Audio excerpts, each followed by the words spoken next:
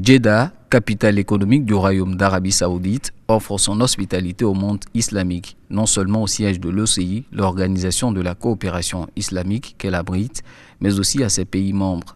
En témoignent ces drapeaux dressés le long des plus grandes artères de la deuxième plus grande ville du pays, ce pour souhaiter la bienvenue aux différentes délégations qui transiteront par Jeddah pour allier la ville sainte de la Mecque où se tiendra vendredi la 14e conférence au sommet de l'Organisation de la coopération islamique. Ce sommet réunira les chefs d'État et de gouvernement des 57 États membres de la deuxième plus grande organisation intergouvernementale après les Nations Unies. À l'ordre du jour de cette rencontre au sommet, des questions se rapportant aux grands défis du monde islamique, tels la paix, la sécurité, la lutte contre la pauvreté et le terrorisme, l'investissement, les changements climatiques, l'autonomisation de la femme et la protection des droits de l'homme.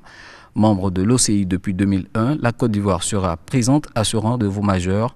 Le président Alassane Ouattara sera représenté à ce sommet par le Premier ministre Amadou Gon Coulibaly, le chef du gouvernement et sa délégation, comprenant le ministre d'État, ministre de la Défense Ahmed Bakayoko et le ministre de l'Intégration africaine et des Ivoiriens de l'extérieur Ali Coulibaly, sont arrivés ce mardi à Jeddah en marge de la 14e conférence au sommet de l'Organisation de la coopération islamique. La délégation ivoirienne mettra son séjour à profit pour renforcer la coopération entre la Côte d'Ivoire et le Royaume d'Arabie Saoudite, ainsi qu'avec les pays du Golfe. Des discussions sont également prévues avec les dirigeants de la Banque islamique de développement.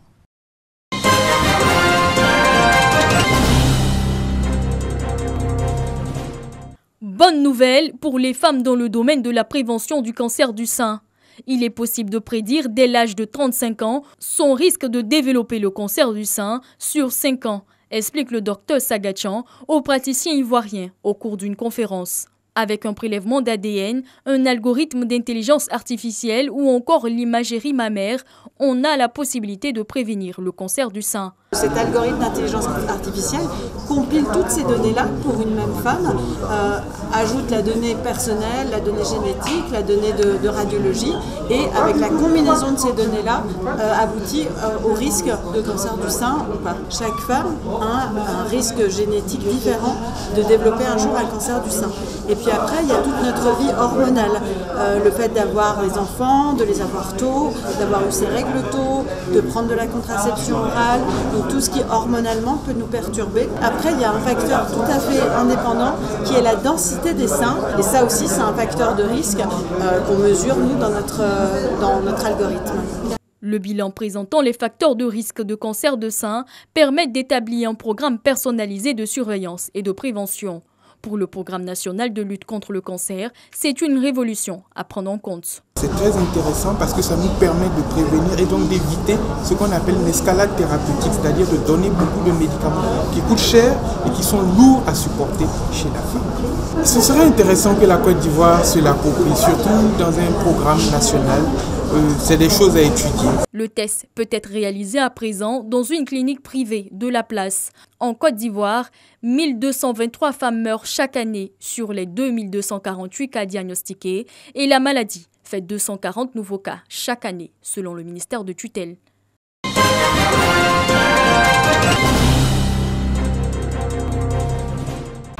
Le musée des civilisations, loin de son calme habituel, la raison dans la salle de réception.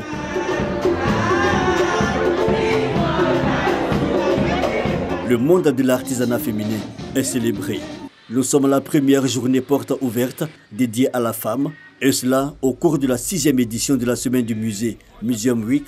Thème choisi, les femmes dans la culture, hier, aujourd'hui et demain.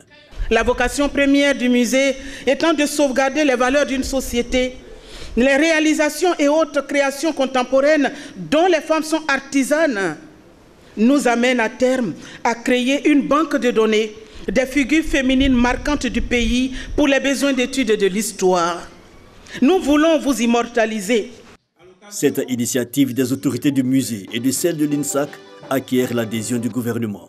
Ce secteur permet à la fois d'assurer la promotion du genre et l'autonomisation de la femme.